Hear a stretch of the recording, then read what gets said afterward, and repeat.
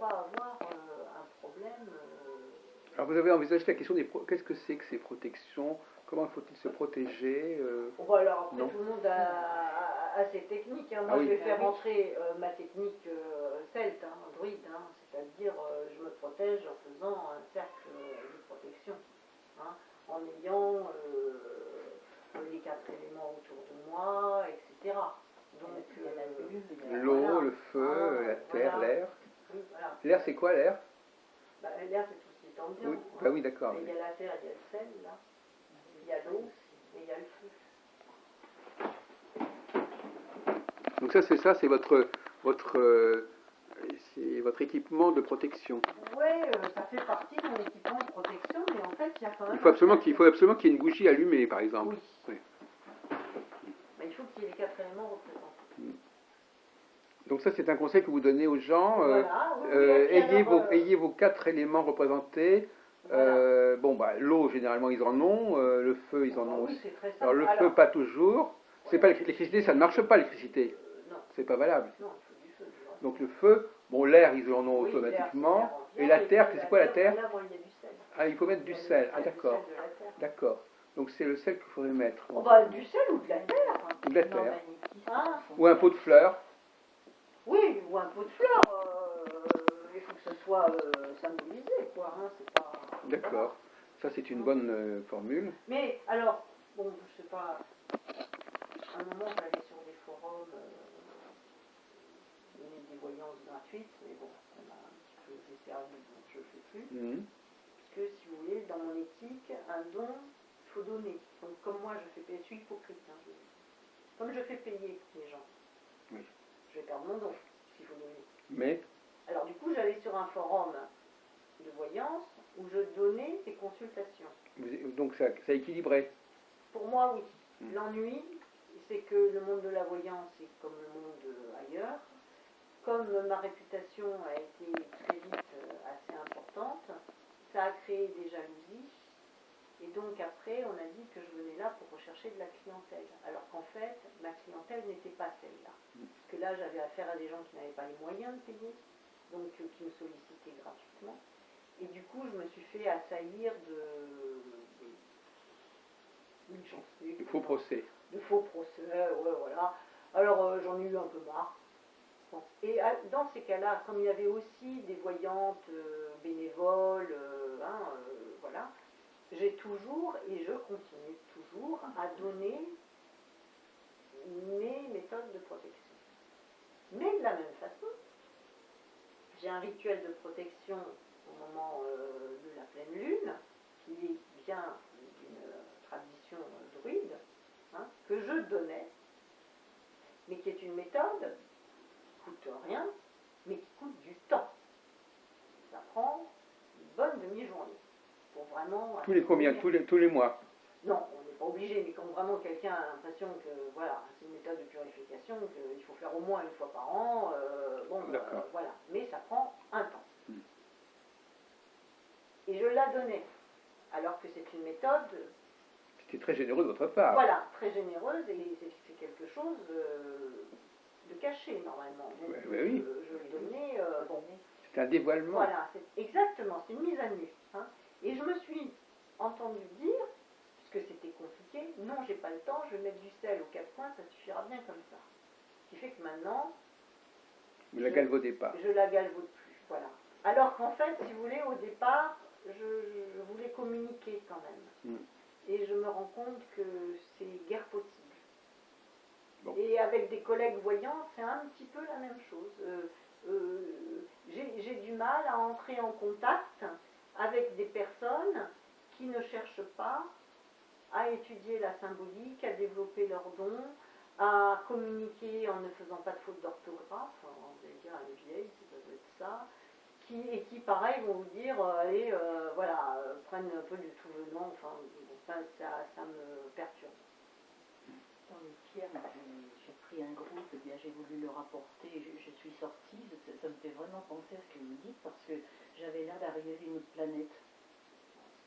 S'ils créent un groupe, c'est qu'ils connaissent des choses, donc c'était les pierres. Donc, il m'avait l'air de me prendre pour alors qu'il n'y connaissait rien. Bon, je suis sortie du groupe. Alors, pour revenir à ce que vous disiez, je comprends, voilà, ouais, c'est assez frustrant quand même.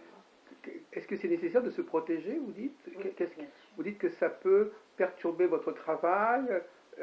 En quoi ils peuvent perturber ces esprits malins? En interférant, vous l'avez dit vous-même, malin, quoi, en faire des farces, des facéties. Mais ça se manifeste comment, ces facéties? Ils vont pas ils vont pas sortir des cartes qui ne correspondent pas, par exemple. Non, mais ils vont envoyer des ondes et des pensées. Par exemple, je ne sais pas si vous l'avez vu, mais j'essaye de rester dans le calme et la bienveillance. Enfin, oui.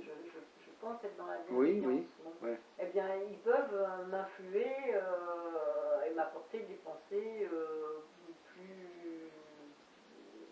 Donc vous pensez que si vous supprimiez votre protection... Ouais, ma protection, c'est surtout un cercle de protection. Oui, et puis il y a la formule druidique aussi. Enfin, il y a aussi après, voilà, on va rester dans des... Voilà. Mais j'ouvre et ferme un cercle. D'accord. Voilà. Bon, à l'intérieur du cercle, on est dans un endroit clos. Mais alors vous me faites penser à un entretien qu'on a eu hier avec un monsieur qui était à Asnières. Alors lui, carrément, je ne pense pas que je saute du coq à l'âne, lui, il propose des protections à ses clients. Il s'appelle Syriac. Non, c'est pas celui-là. Non, mais on ne va pas donner son nom. Mais c'est une expression qu'il emploie. Hein, il nous a dit, comment ça s'appelle, un globe. Enfin bon, est-ce que ça fait sens, par exemple, de dire à quelqu'un qu'on va le protéger? Parce que vous parlez. On va il y a des techniques qui vont protéger la personne. Oui, il y en a. Mais là, on rentre plus dans la voyance, on rentre non, dans mais la sorcellerie. Mais là, ce que vous parlez quand vous parlez de protection, c'est la même chose. C'est de la magie, bien sûr. Oui. Mais il y a des praticiens. On a été un peu surpris parce que c'est pas très à la mode aujourd'hui ce genre de propos. Là, on rentre dans la magie. Oui, mais il y a des gens qui donc nous on est tombé sur un magicien. On est tombé sur un magicien. La magie blanche, il y a la magie noire. Oui, on est tombé sur un magicien. Donc la personne, on ne peut pas rester que dans la magie blanche. Quelqu'un qui pratique la magie blanche est obligé d'avoir pratiqué la magie noire. Oui. Alors ça, c'est encore autre chose. Donc, on peut pas... oui.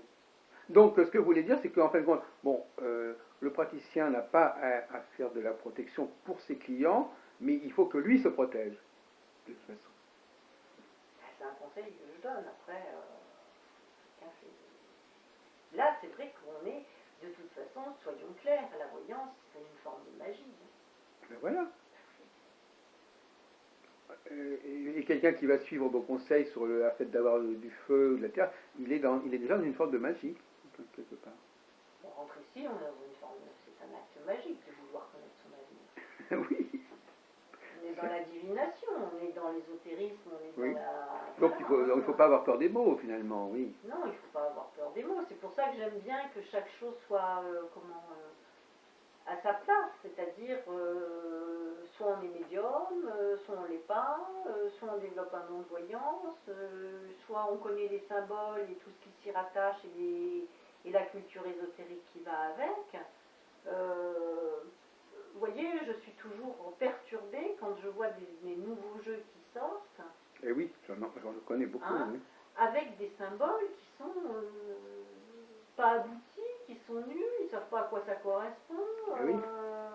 C'était aussi une question qui peut se poser. C'est vrai que la question qui se pose, qui était au début de notre entretien, c'est qu'effectivement, on ne peut pas faire n'importe quoi. Il ne suffit pas de mettre des choses sur des cartes pour que ça parle. Exactement. Il faut donc que les cartes soient déjà elles-mêmes calibrées, conçues dans ce sens. Oui, je pense qu'il y a quand même...